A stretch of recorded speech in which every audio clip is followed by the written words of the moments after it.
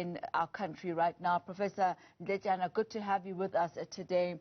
When we look at South Africa, when we look at the dynamics, perhaps let's start the dynamics of the law enforcement agencies and the people on the ground. What are you seeing? What is being communicated to you when members of the community have now started taking the responsibility of protecting themselves and protecting businesses into their own hands? They are both worrisome and promising signs. Worrisome in that we should not be where we are today, that this kind of mayhem should have been anticipated, especially because of what had been happening in the days before that you had some kind of a confrontation between the police and a very popular former president who did not want to be arrested and was urging his supporters to help him resist that arrest. And there was some kind of a response to that. So that response, the frenzy it created, should have indicated to the intelligence people especially that this heroic figure, who has become some kind of a cult figure, has a certain measure of support that is likely to form some kind of protest should he be arrested.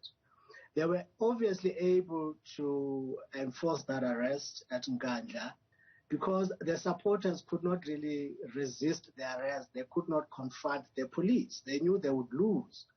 However, in any country where you have a popular figure urging people to rise up in protest against his arrest, and added to that, you have a massive population of our people that are unemployed, that have a grievance against our society that they have not been taken care of, they've been neglected. So you need to anticipate an expression of dissatisfaction. So there must have been a plan, because this is what intelligence people do. So you detect, you follow the situation, you listen to potential suspects, and therefore you have a plan. Should your worst fears materialize, you have a plan of how you are going to counter that. What is surprising in this case is that when the initial instances of looting broke out, there was a delay in police visibility. That delay, and obviously the initial looters were organized. This thing was orchestrated. There were people who were bossed, there were people who were edged on. And so when they started looting, and others who had no intention of joining in this looting, must have realized that here is an opportunity to steal, because some of them are genuinely hungry. But they've never bothered to steal because they've always feared being arrested, because there's always police visibility. But because there was no police visibility, they were emboldened by that to go and assuage their hunger and steal. So what you have is a terrible, dreadful failure of police intelligence to detect a possibility of public looting. So that's what happened. That is worrisome because you have the intelligence to do exactly these things. But what is encouraging about the subsequent response in the face of continuing public mayhem, our community is now coming up to say we are going to defend our property, we are going to defend our livelihoods. And this is very encouraging. And it's the first of its kind actually in this country, because we have heard instances of looting, not at this scale, but what has tended to happen is that ordinary folks excuse themselves from protecting public property, from protecting places of employment, because they figure they don't care, it doesn't affect them. But what you have now is that everybody is recognizing our collective well-being, that we have common interests. Taxis, for instance, are realizing that if businesses are closed down, people will not go to work. So there won't be anyone to carry to work, and also people will not have money, so there won't be people going to town, for instance, to shop. And ordinary people as well are also coming to the party to say, this is our sources of livelihood. So for the first time in a very long time in South Africa, we are seeing different interest groups coming together because they realize that the health of South Africa, the well-being of South Africa is actually our collective interest. Professor, Professor, let's focus on this dynamic that you've highlighted here. Could this be sustainable? And what would it take for it to be sustainable?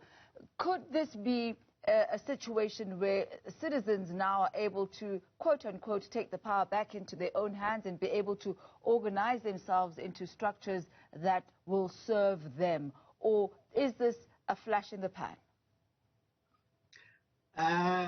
It has the potential to be sustainable because the effects of this are going to be felt for some time. And we'll always go back to the cause, to these days being the cause. And therefore, out of that remembering, hopefully, people will then commit themselves never to repeat that, because so as to avoid the current misery. And so it's a lesson, and it's going to be a very terrible lesson. And in most cases, people heed such lessons and avoid repeating them. And even if, for instance, at some point people remember the terrible impact of this, there will be others who will remind us that the last time we allowed such mayhem to happen, we suffered a great deal. So therefore, let's not repeat the same mistake. So undeniably, Tammy, this is a memory that will redefine who we are. And it also, yes, go ahead. No, I think I should let you finish that thought, sir. Please go ahead. It also tells us about how gullible people can be, because those who are urging this looting are themselves implicated in some form of state thievery. So the poor, as soon as next week, for instance, are going to feel the pain of what they've been doing. And those who are urging them to steal, take, for instance, Zuma's kids. Some of them are said to have stashes of loot elsewhere. So they'll simply fly away to enjoy their bounty, when those they urge to fight will remain behind to suffer the consequences of their action. And so going forward, I think it has crystallized. Ordinary people have always been suspicious of being used by politicians. But this is yet another lesson to always be on the alert, not to be manipulated by politicians, because ultimately they are the ones who suffer. Professor Ndletyana, thank you very much for your insight. There are certainly dynamics that are emerging in our country as we continue to watch them, both social dynamics, economic dynamics, as well as political dynamics. A shifting field is where we are on right now.